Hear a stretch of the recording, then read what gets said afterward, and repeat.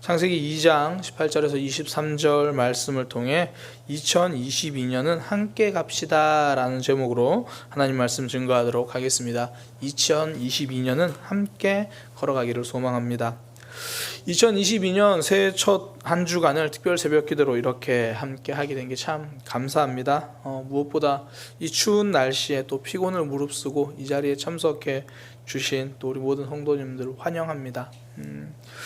우리가 이렇게 새해 첫 한 주간을요, 하나님과 동행하겠다, 이 시간 하나님께 드리겠다는 마음으로 이렇게 나왔는데, 정말 우리 이 한 해를 온전히 하나님 앞에서 살아가는 그런 삶이 되기를 소망합니다. 무엇보다 이렇게 함께 나온 지체들 삶 속에서 한 해 동안 하나님의 인도하심, 하나님의 보호하심, 응답하심을 경험하는 삶이 되기를 축복합니다. 제가 이번 신년 특별 새벽 기도는요, 이 창세기에 처음 등장하는 사람 5명 이 순서대로 좀 살펴보려고 합니다. 제일 처음에 사람인 아담, 내일은 하와, 수요일은 아담과 하와의 첫째 아들인 가인, 그리고 목요일은 둘째 아들인 아벨, 그리고 마지막 금요일은 세 번째 아들인 셋, 이렇게 해서 좀 5명을 순서대로 살펴보려고 합니다. 먼저는 아담입니다. 아담에 대한 여러 가지 관점이 있을 텐데요, 특별히 하나님께서 아담에게 하신 말씀 중에서 2가지를 좀 살펴보려고 합니다. 크게 말하면 한 문장으로 묶을 수 있어요. 혼자 있지 마라, 하나님이 그 이야기를 하셨습니다. 그래서 구체적으로 나누면 이제 혼자 있지 마라, 사람과 함께 해라, 하나님이 보내주신 사람이 있다라는 거고요. 두 번째는 혼자 있지 마라, 하나님과 함께 하라, 나에게 찾아오시는 하나님이 계신다라는 겁니다. 그러니까 사람과 함께, 또 무엇보다 하나님과 함께, 2022년 하나님이 우리에게 주신 큰 이정표가 될 수 있다고 생각합니다. 우리가 2022년 내가 혼자라고 느낄 때가 있잖아요. 사실 그럴 때도 불구하고 하나님이 나에게 보내주신 사람이 있다, 나에게 찾아오시는 하나님이 계신다, 이걸 붙들고 살아가는 2022년 되기를 소망합니다. 먼저는요, 이 사람과 함께입니다. 오늘 본문 18절에 보면 하나님이 아담을 보시고 혼자 있는 것이 좋지 않다, 혼자 있지 마라, 혼자 있는 것이 안 좋다, 그렇게 말씀하시고, 이 하나님이 직접 하와를 이렇게 만들어서 이 아담에게 보내주시죠. 정말 큰 감사이지 않습니까? 하나님이 대안을 주시는 거예요. 정확히 말하면 하나님이 답을 주시는 거죠. 혼자 있는 것이 안 좋다라고 평가만 하시는 분이 아니라 하와를 붙여주시는 거예요. 답을 주신 거예요. 이게 성도가 누리는 복이거든요. 그러니까 하나님이 답을 주시는 삶, 이 성도가 하나님을 기대할 수 있는 이유죠. 그러니까 우리가 2022년에도 하나님이 우리 삶에 답을 주실 거예요. 그러니까 우리 아픔에도 답을 주시고요, 우리가 기도할 때 하나님이 답을 주십니다. 무엇보다 우리가 모르고 있던 문제까지도 하나님이 답을 주시는 거예요. 본문에 보면 아담이 먼저 외롭다 말하지 않아요. 사람에게 가장 큰 문제는 뭐냐면 내가 지금 뭐가 문제인지를 모르는 게 가장 큰 문제거든요. 왜 그런 경우 있잖아요. 주변에 보면 목사님, 저는 가는 곳마다 자꾸 이렇게 사람들이 갈등이 일어나는지 모르겠어요. 그러니까 다른 사람이 자기를 미워한다고 생각하는데 정작 문제는 본인이 트러블 메이커일 수 있는 거죠. 근데 본인이 그 문제를 모르면 그게 더 큰 문제죠. 나도 힘들고 남도 힘들고. 근데 우리가 나도 모르는 문제가 있을 수 있다는 거죠. 그런데 하나님은 그 문제까지도 우리에게 답을 주시는 거예요. 단순하게 구원이 그렇잖아요. 내가 죄인인 거 몰랐잖아요. 그런데 하나님이 예수님을 이 땅에 보내셔서 우리를 용서해 주시죠. 그러니까 나는 문제라고도 생각하지 못했는데 하나님은 답을 주시죠. 우리에게 대안이 되어 주십니다. 이게 하나님의 은혜고 사랑이죠. 사람이라는 답이 그렇다는 거예요. 하나님은 아담에게 사람이 필요하다는 것을 하나님이 먼저 아셨어요. 그리고 그 답으로 하와를 보내주신 거거든요. 그러니까 하나님이 보내주시는 사람이 있다라는 거예요.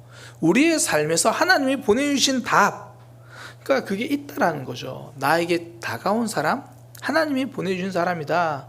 그러니 우리에게 필요한 건 신뢰죠. 하나님이 나에게 보내주신 사람, 저 사람은 하나님이 내게 붙여주신 사람이야, 이 하나님을 신뢰하는 거죠. 바로 어제죠. 주일에도 그 3번째 대지에서 그 말씀을 함께 나누었습니다. 그러니까 지금 내 눈앞에 있는 사람은 하나님이 보내신 사람이다.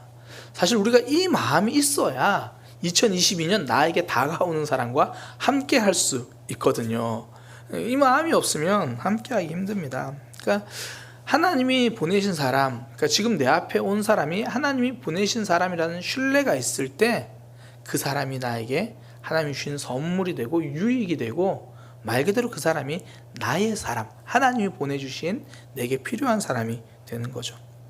제가 아는 선배 목사님 중에 한 분이요, 저랑 비슷한 시기에 이제 담임 목회를 시작하신 분이 계신데, 가끔 연락하면서 이제 안부를 묻습니다. 이런저런 대화를 하다가 그분이 하시는 사역에 대해서 이제 듣는데요, 정말 갈등을 잘 풀어 가시더라고요. 장로교회는 왜 당회라고 하죠. 처음 당회를 하는데 분위기가 굉장히 날카롭고 긴장된 그런 분위기였대요. 장로교회는 정책당회라는 거 있는 거 아세요?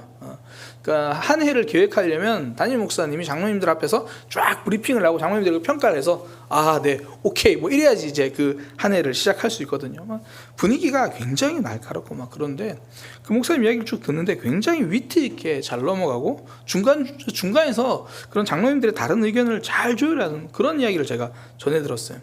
제가 형님 어떻게 그런 비결을 어떻게 있었습니까? 물어보니까 전도사 시절에 경험 때문이었다라고 이야기를 하더라고요.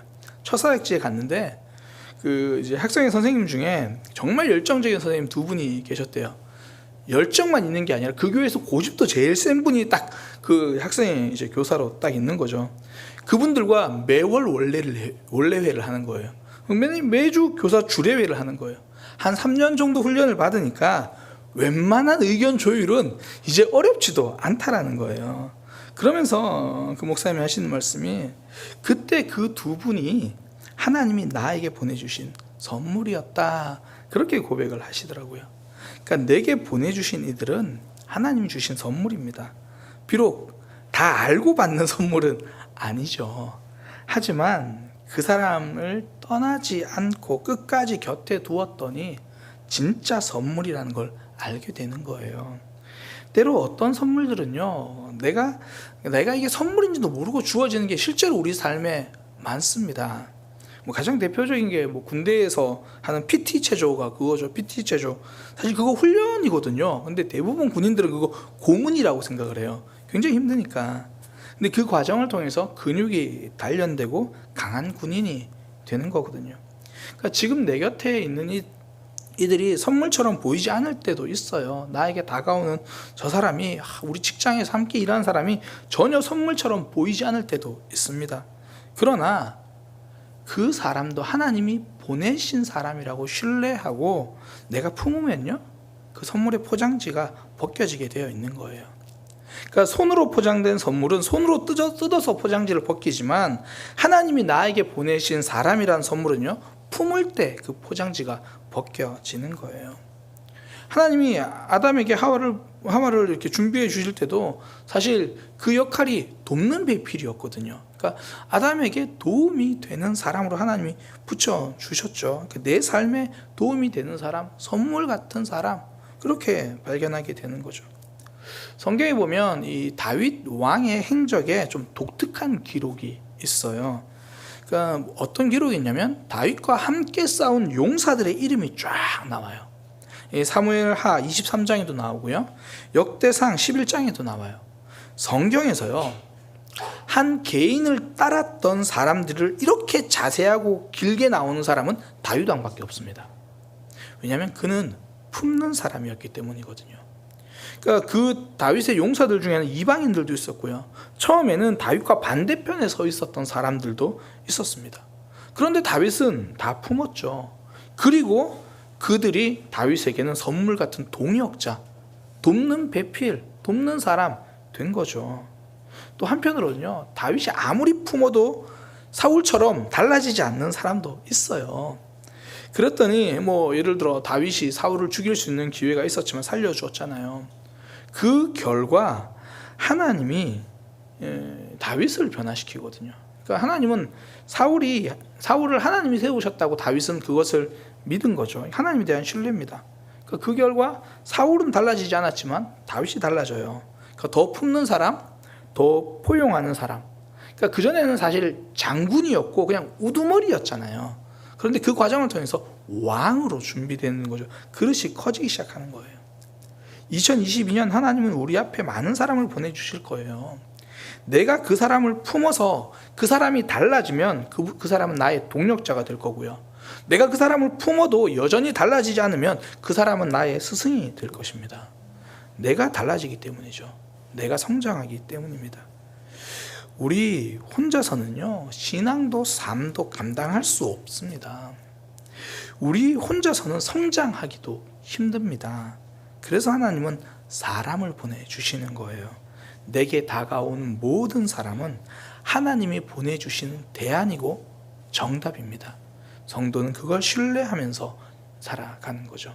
2022년 하나님이 나에게 사람을 보내주셨다라는 그 신뢰를 가지고 살아가기를 소망합니다. 두 번째는요, 하나님과 함께입니다. 창세기 3장 8절 9절에 나오는 장면인데요, 아담이 이제 선악과를 먹고 숨는 모습이 나와요. 그때 하나님이 아담을 찾아오시거든요. 그러니까 하나님을 떠나 숨은 아담에게 찾아오신 하나님. 그러니까 너 혼자 그렇게 있지 말라는 거예요. 너무나 당연한 말이지만요, 사람에게는 하나님이 필요합니다. 그러니까 그런데 아담은 숨잖아요. 이게 내가 판단해서 그렇거든요. 자기 판단이죠. 선악과를 먹고 하나님을 피해서 숨어요. 나의 있는 모습 그대로 다 드러나는 것이 두려워서 숨는 거예요. 내가 죄를 지었으니까 하나님이 벌하실 거야, 그런 의도죠. 자기가 판단해버리는 거예요. 자기 판단입니다. 근데 하나님은 벌 주시려는 분이 아니었거든요. 회복시켜 주시려는 분이죠. 실제로 벗어서 두렵다고 말하니까 가죽옷을 만들어 주시잖아요. 사람들이 하나님과 함께 하지 못하는 이유, 하나님과 동행하기 어려운 이유가 자기 판단 때문이에요. 그러니까 하나님이 아브라함을 부르시고 가나안 땅으로 가라 그랬더니 가나안 땅으로 처음에 가서 잘 있다가 기근이 오니까 자기 판단으로 애굽에 내려가 버리죠.